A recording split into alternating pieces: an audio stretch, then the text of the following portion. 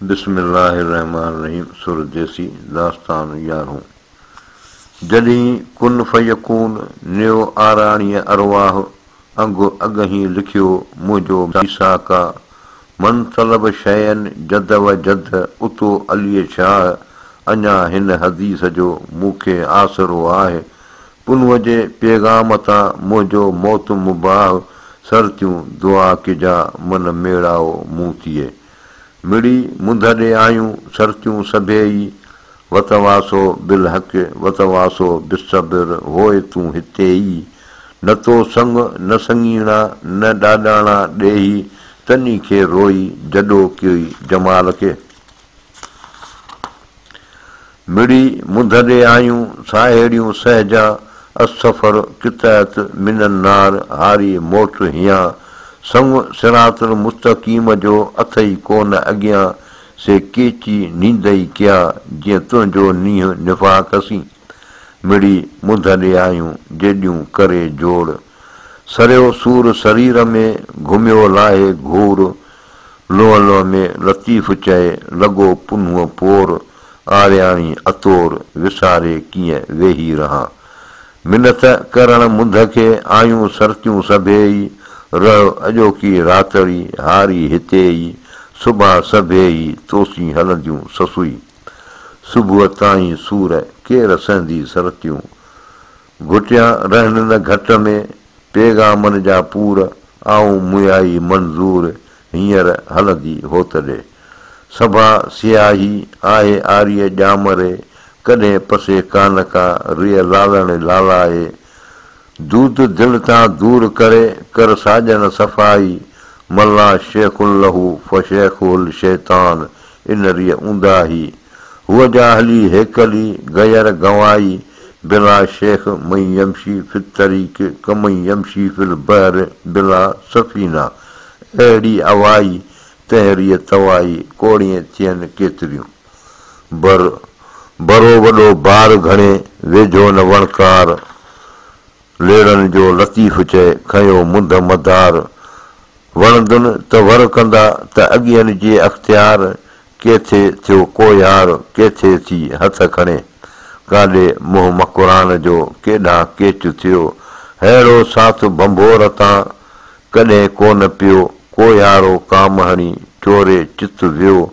जनी जत नियो तन उठनि घोरी आहियां काॾे मुंहुं मकुरान जो काॾे परियूं पंध लेड़नि जो लतीफ़ चए रिड़ी लधम रंध आयल आसा बंद कंहिं पर केचनि सां थिए कहिड़े केचायनि गोरा घस हलाया लड़ियो चढ़ियो चोटीअ करियो कोह करनि लताड़े लतीफ़ चए लंघियो बर बोतन तन कहिड़ी चुक चांगन होत हिमायती जन जो जगाए जतन गोरा घस हलाया पहुती रिय पहाड़ में उठ म आगिठ जन सुहा जे सरदार सी तोड़ मतहट जन लुत्फ़ सां लतीफ़ चए लंघियो बर बोतन तन कहिड़ो गम गुंगन होत हिमायती जन जो घोड़ा वञनि गाम ॾेरनि संदे ॾेह ते तोड़नि जूं तड़ भीड़ में तरियूं तहट जन ताम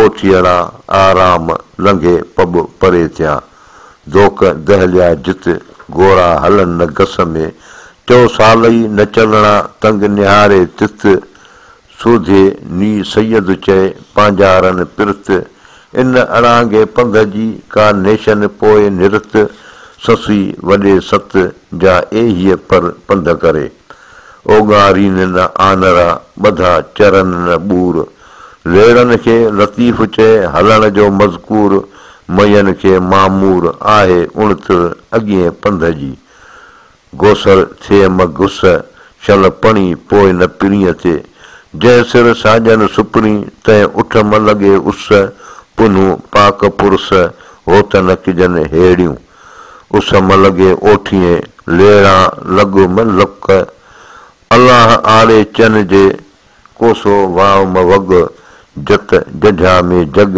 मुंहिंजी पिरत पुनूअसी तामूं भेनर भय नाहिका जा आरियाणी आग कोसो कोयार जे वाव म लॻे वग ॿिया पुण जतन जग मुंहिंजी पिरत पुनूअसीं।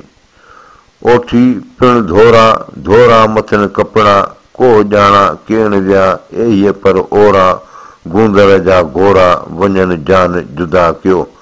ओठी अधोरा धोरा मथनि कपिड़ा, को ॼाणा केण विया अहिड़ीअ भत ओरा, खाणीअ खे खोरा जबल पसी जाॻिया। आया ओठी उॿहरा लेड़नि तां लही, उन राती कमु रवां कयो रोहेलनि रही। साह सिझाए हलिया हुनजी हाज हुई, कही सा रही ॿोली ॿारो चन जी। पुण था पलाणीन ओठी अॼु उॿाहिरा, हुजे हलण संधियूं ॻाहूं ॻाल्हाईन।